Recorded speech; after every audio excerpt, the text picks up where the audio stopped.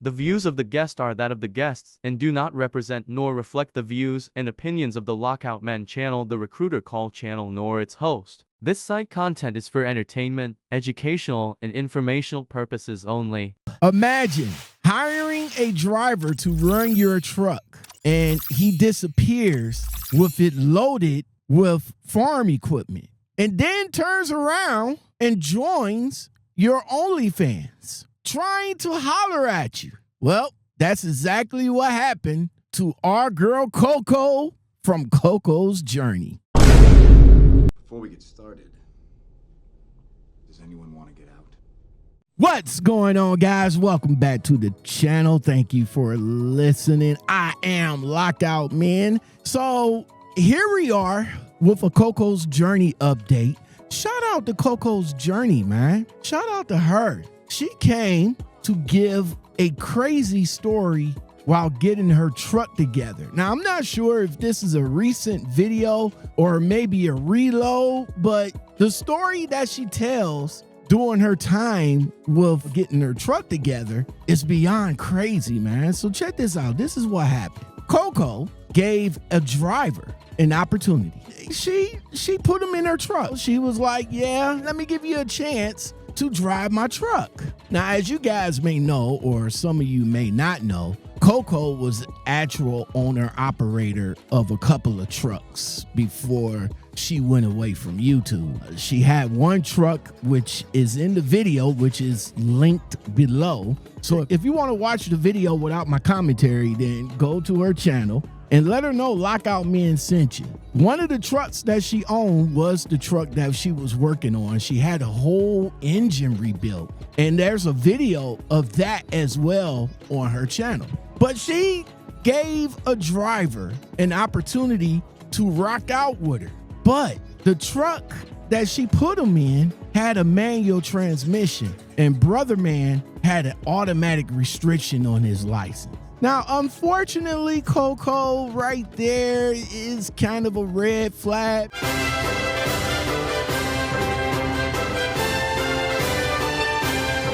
We know how kind-hearted you are, so she still, despite the red flags, she still gave this man the opportunity because he obviously knows how to drive a manual, even though his license is restricted. So she gave him the opportunity. She hooked him up. She told him what to do. She showed him how to use the paper logs. She sent him pictures on how to use the paper logs. Told him to go to the Love's or any other truck stop to get the paper logs. But the guy just wasn't following directions. In all of this, he just straight up abandons the truck and trailer loaded with tractor tires. Oh, those big old tires that you see on those tractors out in the farm fields, those tires. He just thought it was a good idea to just leave it sitting in a Walmart parking lot out in Wilmington.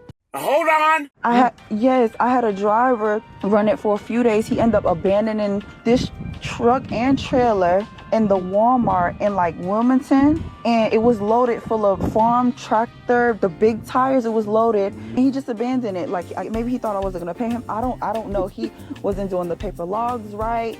Like I told him to send me a picture. I sent him to go to the truck stop to get like an EOD. He didn't want to do it. He abandoned it, loaded truck and trailer. So I had to get another friend to come out and bring it to his house. And it was out in Plymouth for like a few months. And then that's when I found you, and I just decided to bring it here, like closer to Raleigh. So that's the history. Crazy little story. Now let's pause here for a minute, right? Not only that is disrespectful to the truck, disrespectful to her, disrespectful to the load, it's just straight up dangerous and irresponsible. But hold on. It does get better though. So she had to call a friend to come out and rescue the truck and store it in Plymouth for a few months. Then eventually she moves it down to Raleigh. At this time, she's not making $1. She's not making a cent. The truck is actually draining her. She's not making no kind of money on here and just taking L after L after L on this truck. And then the plot. What a twist! So yes, y'all heard it right. I had found a driver, or driver had found me, And I guess he actually liked me, but I didn't even know that he liked me. After he abandoned my truck and trailer, I found all of this stuff out. He even joined my OnlyFans at one point and was trying to talk to me. Now, why would he think that I would want to have anything to do with him after I gave him an opportunity? I have no freaking idea. But here I am. After all of that, she finds out that this same driver that she gave an opportunity to, she finds out that this dude didn't want to do business with her the right way. Nah, he wanted to get in her pants. So he did what everybody else did that liked her, because the type of content that she does, she's not only a owner-operator, but she's an OnlyFans model. And the dude joined her OnlyFans, while at the same time getting in her DM to holler at her. Now let that marinate for a minute. While it's marinating, I gotta say this. See, I've been following Coco for a long time. Now, the content that she was making back in the day was geared towards men, and men resonated over to her page because of the type of content she was doing. She knew how to get clicks, she knew how to get the views, and she definitely knew how to get the subscriptions. But see, what people didn't realize, that she was a bona fide owner-operator. She literally owned 2 trucks while she was out there grinding. So when people wanted to reach out to her, men that was reaching out to her, not just because they wanted to rock with her in the business sense, they wanted to rock with her on a sexual sense. The dude that she gave the opportunity to, his mind wasn't even on the business. He wasn't on the business side of Coco. No, he was on the model side of Coco. And that's why he wanted to mess with her. But see, she didn't give him the time, she didn't give him the day, but she did give him the opportunity to make money, and that's what it was all about. Look, bro, just make money with me. I'm not trying to give up no ass or nothing like that. That's just a hobby or something like that. But on the business side, let's be for real. If you're out here trying to make money, I'm out here trying to help you to make money. Let's get this money together.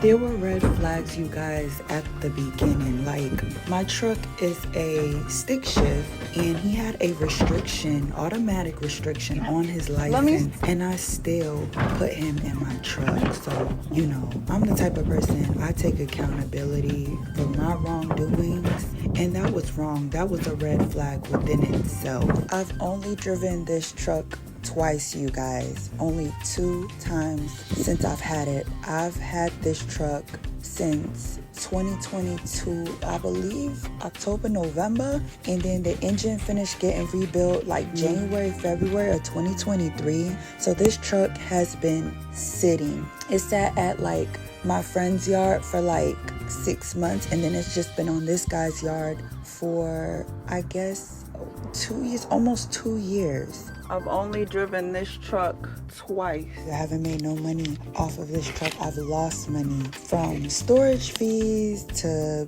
the driver abandoning the truck. So that was not my plan for this truck. And so here I am taking a huge risk and hoping that the reward will be even better, if that makes sense. But I gotta keep it real. Because this whole story that she told is wild, man. It's wild, but it's not common, especially with female owner-operators. And if they have a social media platform and the way they perceive themselves on that platform, then some of these guys that claims that they want to come in and rock out with her because she's an owner-operator and she got 2 trucks and y'all want to make money with her. No, you guys want to get into her DMs and try to get with her on a personal level. And she wasn't even down for that. She already had somebody. So why would she entertain you? The only thing that she did was to give you an opportunity, and you fumbled the ball. Flag on the play. Penalty. 5 yards back. There are way too many ill drivers out here that's trying to play truck driver without being responsibly serious. And let me flip it over to you, right? Because I do respect Coco for owning up to the part she played, because putting somebody with an auto restriction in a stick shift truck, that's a liability, babe. I hate to say this, because if he was to get pulled over for whatever reason, yeah, he could have messed up your whole program. But this dude, though, bruh, he wasn't even never about the truck, though. He was all about you. That's all it was. That's all it was. It was a facade. That's it. He didn't want to drive your truck. He didn't want to make no money. He wanted to get in your pants. You could tell.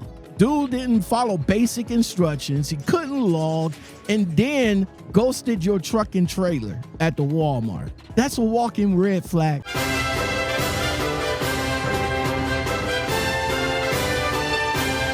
Right there. Now, for everybody that's in the business, and I'm talking about any business, not just trucking, it's just hard to find the right people to come and rock out with you. Even though you vet them, all they're gonna do is show a facade of themselves. And then when they get in the truck, then they're gonna actually show their true colors. And for whatever reason, it's beyond me. It's crazy, because I was there at one point. I hired a bum, and then he tried to finagle my equipment that I gave him on lease because he needed the equipment to do the job, only to get a phone call from him talking about somebody stole the equipment. Somebody stole the jack, somebody stole the battery pack, somebody stole the gas can, all of that. And let me see, the gas can, the drill for the tire changing kit, and the jack and everything, that was about close to $500 worth of equipment. And then he had the audacity to call me and ask me if I'm going to give him his last paycheck. I said, no, bruh. Well, what do you mean, no? You owe me. No. You got my equipment. You got to make up for the equipment. Oh, well, getting your equipment stolen, it wasn't my fault. Yes, it was. It's your responsibility. You signed a contract, which I made you look and read before you signed it. And it specifically says that you're responsible for the equipment that I am loaning you to do the job.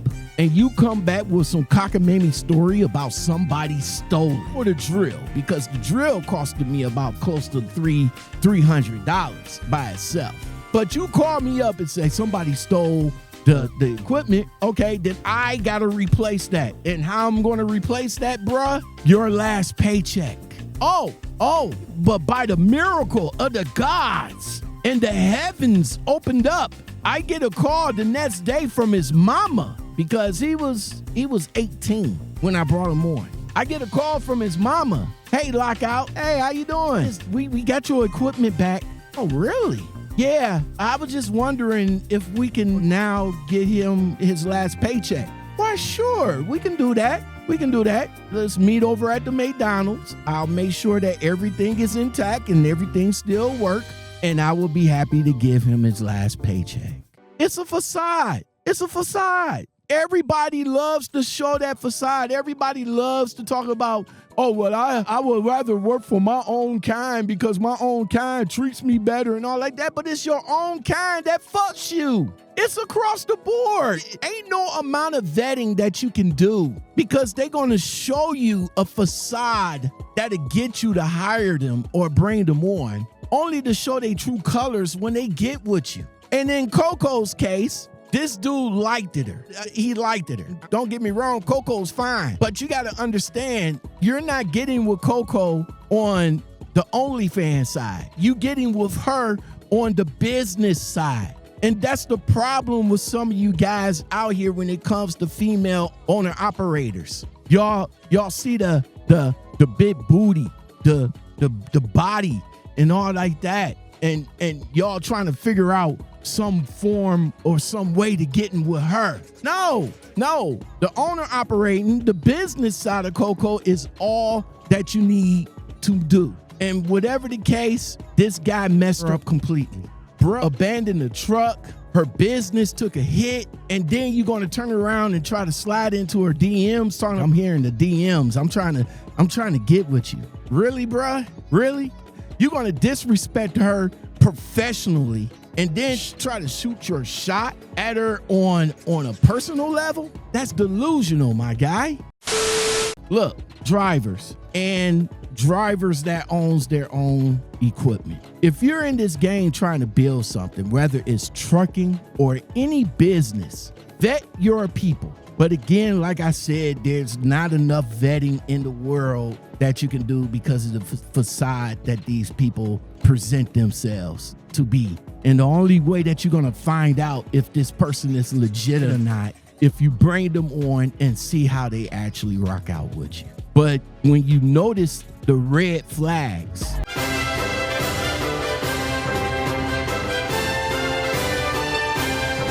do not ignore them. When you see red flags coming, pay attention. Just because you want to give somebody a shot, accountability matters on both sides. And again, salute to Coco's journey, man. I rocks with Coco. I wish her a whole lot of success in whatever she's doing right now. So definitely salute to you. Now, I know you took some L's with that situation. Look like you bounced back though. Now you look like you getting it back road ready. You learned a lot of lessons in this game, but you're still pushing forward, and I'm happy to see that you are. Not every investment works when you put it into people, but you didn't let this fold you. And I'm definitely happy to see that you still rocking out here. Look, make sure you guys feel out the right people. Make sure you guys know that this person is legit, and just be careful on who you trust.